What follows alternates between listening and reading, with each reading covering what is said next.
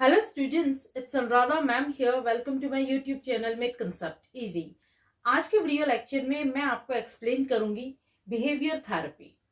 देखो, behaviour therapy के according जो डिस्ट्रेस अराइज होता है वो फॉल्टी लर्निंग की वजह से होता है, फॉल्टी बिहेवियर की वजह से होता है, फॉल्टी थॉट पैटर्न की वजह से होता है।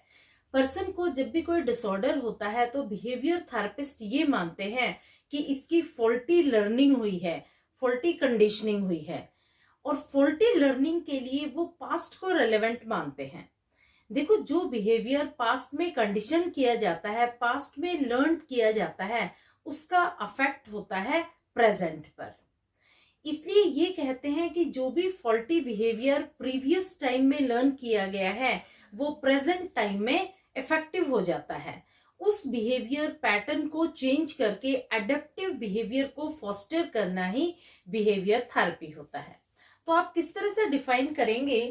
देखो, distress arises because of faulty behaviour, faulty thought pattern. जो भी डिस्ट्रेस होता है, किसी पर्सन को किसी तरह की कोई भी प्रॉब्लम अराइज होती है, वो फॉल्टी बिहेवियर की वजह से होती है, उसके लिए पास्ट रेलेवेंट होता है। तो आप कैसे डिफाइन करेंगे? It is focused on present behaviour but past is relevant to understand origin of faulty behaviour. देखो, ये जो बिहेवियर है ये प्रेजेंट में अकर हो रहा है, लेकिन इस बिहेवियर के लिए पास्ट को रेलेवेंट माना जाता है क्योंकि हम इसमें अंडरस्टैंड करते हैं ओरिजिन ऑफ फॉल्टी बिहेवियर, कि जो ये फॉल्टी बिहेवियर अराइज हो रहा है इसका ओरिजिन क्या है, इसका सोर्स क्या है, and it is corrected in present. और इस बिहेवियर को मॉडिफाई किया जाता है, एडिक्वेट बनाया जाता है प्रेजेंट में। यानी सिंपल लैंग्वेज में बिहेवियर थेरेपी को आप कैसे समझेंगे कि पर्सन को जो भी डिस्ट्रेस अराइज होती है, जो डिस्ट्रेस कोज होती है, वो फॉल्टी बिहेवियर की वजह से होती है, फॉल्टी थॉट पैटर्न की वजह से होती है। और जो भी ये फॉल्टी थॉट पैटर्न होता है ये पास्ट में रेलेवेंट होता है, इसके लिए पास्ट रिस्पॉन्सिबल होता है, क्योंकि जो भी फॉल्टी लर्निंग हुई है, फॉल्टी कंडीशनिंग हुई है, वो पास्ट में हुई है और उस पास्ट का इम्पैक्ट पड़ रहा है प्रेजेंट पर। यानी बच्चे ने जो भी लर्निंग की थी वो पास्ट में की थी, लेकिन अब प्रेजेंट में वो चीज हार्मफुल बन गई है। जैसे आपको एग्जांपल देती हूँ, एक छोटा बच्चा है, वो हमेशा मारपीट करता रहता है, बहुत मिस्चीवियस है। पेरेंट्स क्या करते हैं, उसे इग्नोर कर देते हैं। वो कभी भी बच्चे को इस चीज के लिए रिस्पॉन्सिबल नहीं ठहराते कि उसने कोई मिस्टेक की है। तो बड़ा होता है तो वो बच्चा बहुत ज्यादा एग्रेसिव नेचर का बन जाता है, उस बच्चे में एग्रेशन भर जाता है। तो इसमें देखो, पास्ट रिस्पॉन्सिबल है उसके एग्रेशन के लिए, उसकी जो फॉल्टी लर्निंग हुई थी वो पास्ट में हुई थी, अब प्रेजेंट में वो अपना एग्रेशन दिखा रहा है। तो इस एग्रेशन के लिए आप प्रेजेंट को रिस्पॉन्सिबल नहीं ठहरा सकते, क्योंकि प्रेजेंट में एग्रेशन डेवलप नहीं हुआ है। एग्रेशन को डेवलप करने के लिए उसका पास्ट रिस्पॉन्सिबल है, क्योंकि उस टाइम अगर पेरेंट्स ने उस बच्चे को रियलाइज करवा दिया होता, उस बच्चे को नेगेटिव रेनफोर्समेंट दिया होता, तो उस बच्चे में एग्रेशन डेवलप नहीं होता। तो अब इस एग्रेशन को ठीक किया जाएगा प्रेजेंट में, यानी ओरिजिन का पता लग जाता है। ओरिजिन होता है पास्ट और प्रेजेंट में उस बिहेवियर को करेक्ट किया जाता है। एक एडेप्टेबल बिहेवियर, एक पॉजिटिव बिहेवियर फोस्टर किया जाता है। समझ में आ गया बिहेवियर थेरेपी का बेसिक कंसेप्ट क्या होता है? अब देखो, it consist of large sets of specific techniques. It is not a unified theory. देखो, जो बिहेवियर थेरेपी है it is not a unified theory. Unified theory का मतलब ये होगा कि यहाँ पर जो बिहेवियरल प्रॉब्लम्स होती हैं उनको ट्रीट करने के लिए, उनका ट्रीटमेंट देने के लिए एक ही सेट हर प्रॉब्लम के लिए यूज नहीं कर सकते। देखो, यहाँ पर it consist of large sets of specific techniques. यहाँ पर अलग अलग तरह की टेक्निक यूज की जाती है अलग अलग तरह की बिहेवियरल प्रॉब्लम को ट्रीट करने के लिए। जैसे एक पर्सन है जिसे फोबिया है, किसी चीज का फियर है, तो उसके लिए different set of technique use होगी। एक पर्सन है जिसे डिप्रेशन है, उसके लिए अलग सेट ऑफ टेक्निक यूज होगी। इसका मतलब यही है कि पर्सन के माल अडप्टिव बिहेवियर को नॉर्मल बिहेवियर में कन्वर्ट करने के लिए अलग अलग तरह की टेक्निक्स अप्लाई की जाती है। यहाँ पर एक ही टेक्निक हर बिहेवियरल प्रॉब्लम के लिए अप्लाई नहीं होती। क्लियर? अब देखो, इसके मेथड्स क्या हैं? देखो, behaviour analysis is conducted to find, पहला है माल फंक्शनिंग बिहेवियर, दूसरा है एंटीसीडेंट ऑफ फॉल्टी लर्निंग, तीसरा है factors that maintain faulty learning. देखो, ये 3 पॉइंट बहुत इंपॉर्टेंट है। सबसे पहले मैं आपको फर्स्ट पॉइंट बताती हूँ। माल फंक्शनिंग बिहेवियर का मतलब होता है ऐसा बिहेवियर जो एडजस्टेबल नहीं है, जो सोसाइटी में एक्सेप्टेबल नहीं है, जो बिहेवियर पॉजिटिव नहीं है, जो एनवायरनमेंट में एक्सेप्टेबल नहीं है, वो बिहेवियर होता है माल फंक्शनिंग बिहेवियर। तो ऐसा बिहेवियर डिस्ट्रेस कोज करता है क्लाइंट को। दूसरा पॉइंट आता है antecedent of faulty learning. Antecedent of faulty learning का मतलब है कि जो भी फॉल्टी लर्निंग हुई है, ऐसा क्या रीजन है जिस वजह से ये फॉल्टी लर्निंग हुई है। यानी इसमें हम रीजन को फाइंड आउट करते हैं, कोजेस को फाइंड आउट करते हैं जिस वजह से ये माल फंक्शनिंग बिहेवियर अकर हो रहा है। और तीसरा पॉइंट आता है factors that maintain faulty learning. जो फॉल्टी लर्निंग है उसको मेंटेन करने वाले फैक्टर्स कौन से हैं, यानी क्या ऐसे फैक्टर्स है, क्या ऐसे पॉजिटिव पॉइंट्स मिल रहे हैं पर्सन को जो उस फॉल्टी बिहेवियर को वो मेंटेन कर रहा है। तो देखो, इसमें आप कैसे लिखेंगे, पहले में माल फंक्शनिंग बिहेवियर के नीचे लिखेंगे सब behaviour which causes distress to client. दूसरा आ जाएगा एंटीसीडेंट ऑफ फॉल्टी लर्निंग। इसका मतलब हुआ which predisposes person to indulge in that behaviour. इसका मतलब क्या हुआ, ऐसे कौन से रीजन है जो उस पर्सन को प्री डिस्पोज करते हैं, उस पर्सन को तैयार करते हैं उस फॉल्टी बिहेवियर में इंडल्ज होने के लिए। और तीसरा जो पॉइंट है that is factor that maintain faulty learning. इसमें आप लिखेंगे which lead to persistence of faulty behaviour, यानी ऐसे कौन से फैक्टर्स हैं जो उस फॉल्टी बिहेवियर को मेंटेन करने में हेल्प कर रहे हैं। देखो, इसका एक बहुत अच्छा एग्जांपल देती हूँ। एक पर्सन है जिसे स्मोकिंग की हैबिट है। अब वो स्मोकिंग की हैबिट से छुटकारा पाना चाहता है, तो वो बिहेवियर थेरेपिस्ट के पास जाता है। बिहेवियर थेरेपिस्ट एक इंटरव्यू कंडक्ट करते हैं उसके पेरेंट्स के साथ और उस क्लाइंट के साथ। तो थेरेपिस्ट को पता लगता है कि ये पर्सन जब एनुअल एग्जामिनेशन की तैयारी कर रहा था तो इसे एंजाइटी हो रही थी और एंजाइटी की वजह से इसने स्मोकिंग शुरू कर दी। तो देखो, यहाँ एंटीसीडेंट फैक्टर्स क्या है, एंटीसीडेंट फैक्टर्स है एंजाइटी, यानी पर्सन ने स्मोकिंग क्यों शुरू की, सबसे पहले जो थेरेपिस्ट है ये फाइंड आउट करते हैं।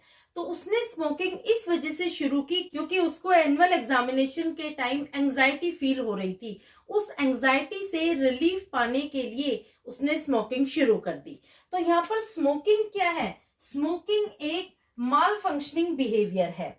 और दूसरा एंजाइटी, एंजाइटी क्या है, ये एंटीसीडेंट फैक्टर है।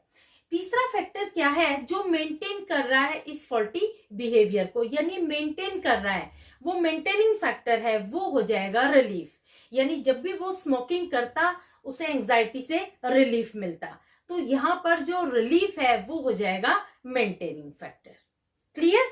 तो रिलीफ को आप दिखाएंगे under maintaining factor of faulty learning. Clear? तो बिहेवियर थेरेपी में जब भी मेथड की बात करते हैं तो आपको 3 ही पॉइंट ध्यान रखने हैं। पहला है माल फंक्शनिंग बिहेवियर, दूसरा है एंटीसीडेंट फैक्टर और तीसरा है मेंटेनिंग फैक्टर।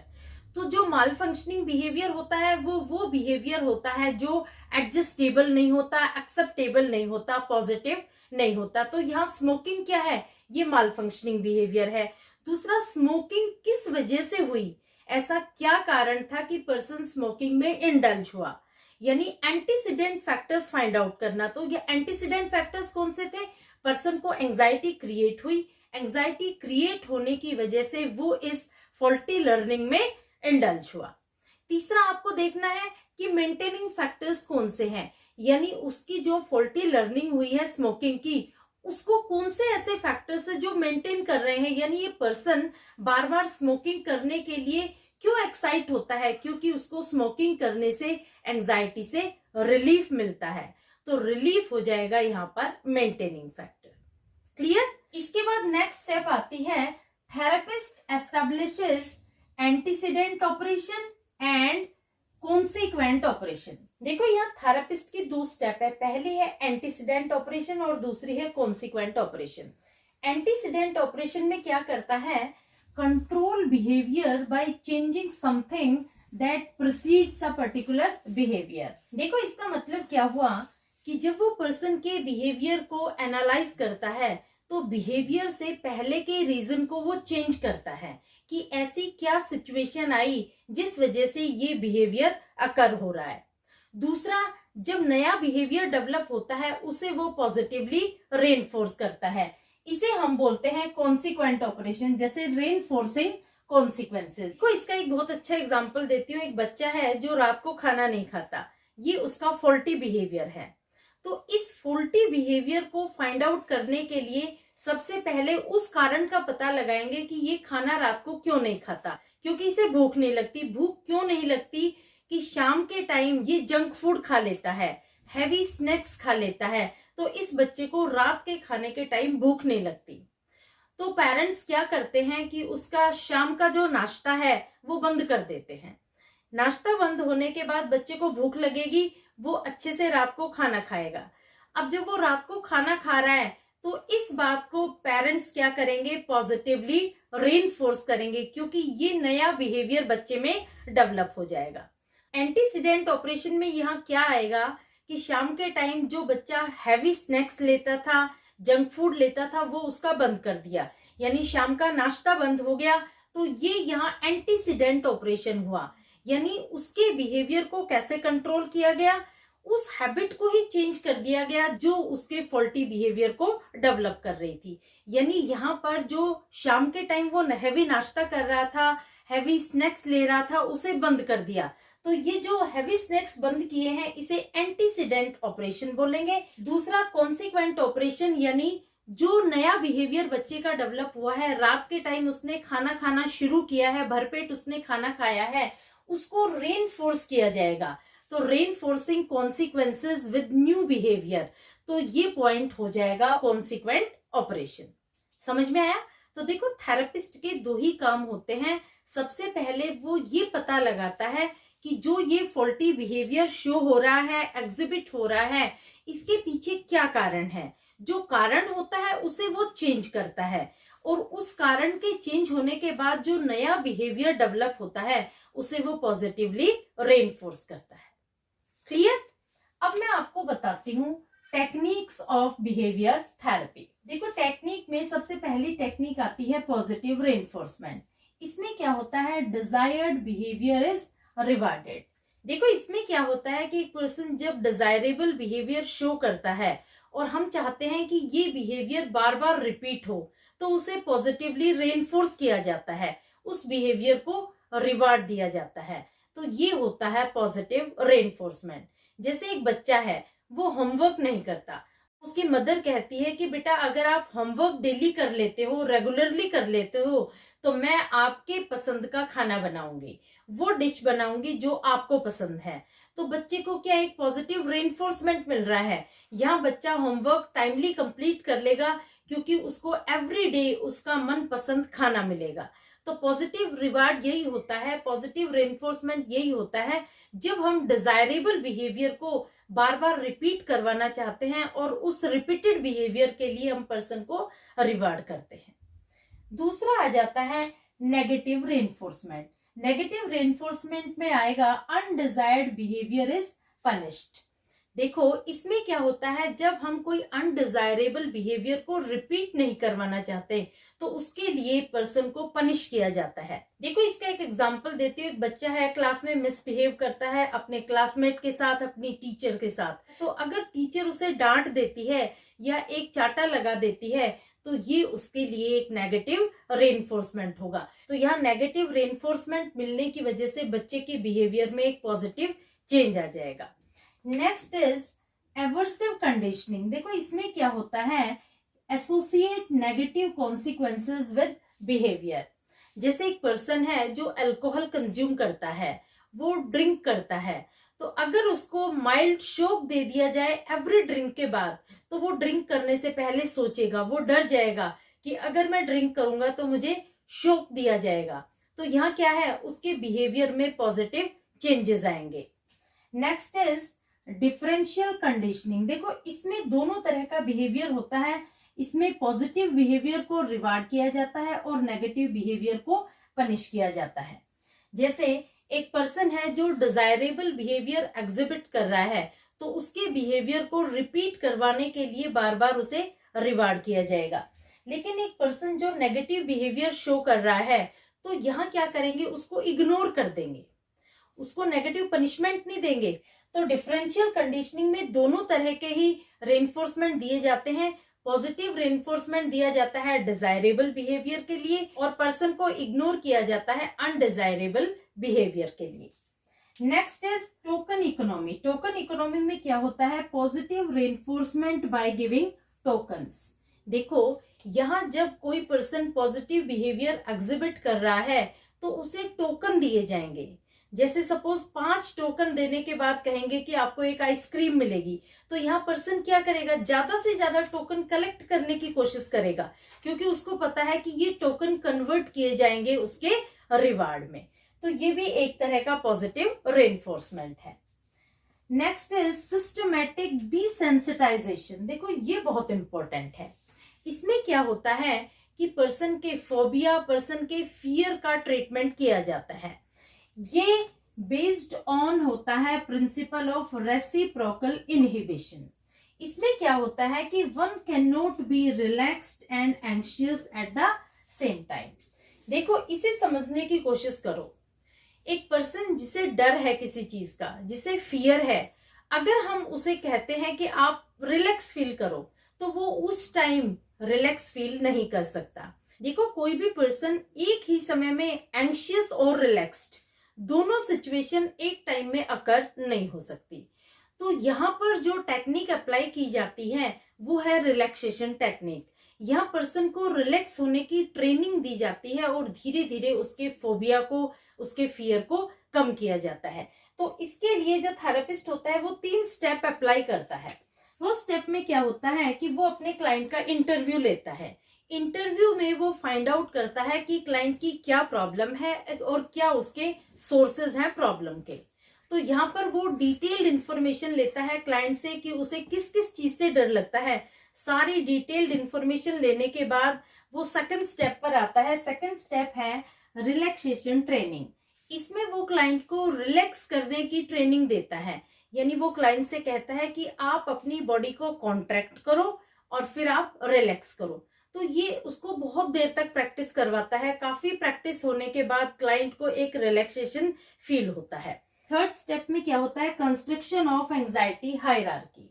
देखो कंस्ट्रक्शन ऑफ एंजाइटी हायरार्की में क्या होता है कि वो अपने क्लाइंट से कहता है कि एक हायरार्की बनाओ, एक पिरामिड बनाओ, उसमें सबसे पहले आप बॉटम में दिखाओ लीस्ट लेवल, यानी जिस चीज से आपको सबसे कम डर लगता है वो आप बॉटम में दिखाओ।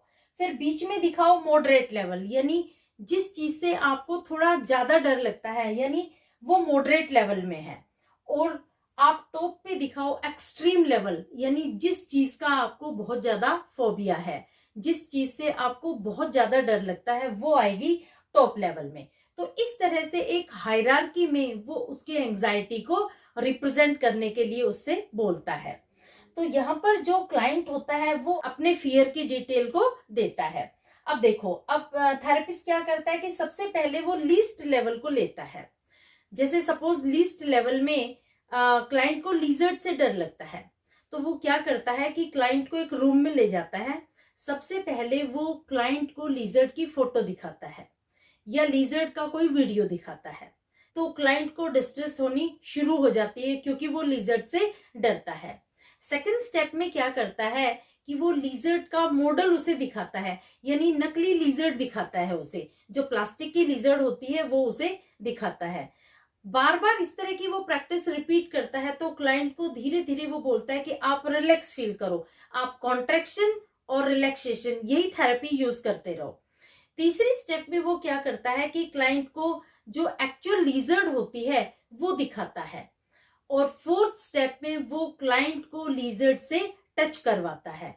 तो यहाँ पर क्या है कि क्लाइंट को डर तो लगता है, जैसे वो लिजर्ड को टच करता है तो क्योंकि उसको लिजर्ड से फोबिया है, लेकिन धीरे धीरे वो उसकी रिलैक्सेशन ट्रेनिंग के थ्रू उस डर से वो बाहर आ जाता है और वो अपने फोबिया से, अपने फियर से फ्री हो जाता है। Last is modelling. देखो मॉडलिंग तो बहुत इजी है। Observing the behaviour of role model that is vicarious learning.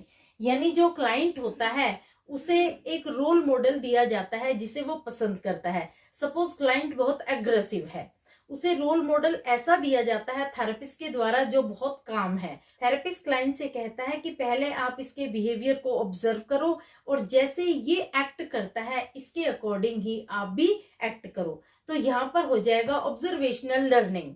वो इमिटेट करता है, वो उसकी एक्टिविटीज को ऑब्जर्व करता है और उसी तरह से धीरे धीरे उसका बिहेवियर भी चेंज हो जाता है। होपफुली आपको बिहेवियर थेरेपी क्लियर हो गई होगी। Please like it, subscribe it and share it to your friends. Okay, thank you.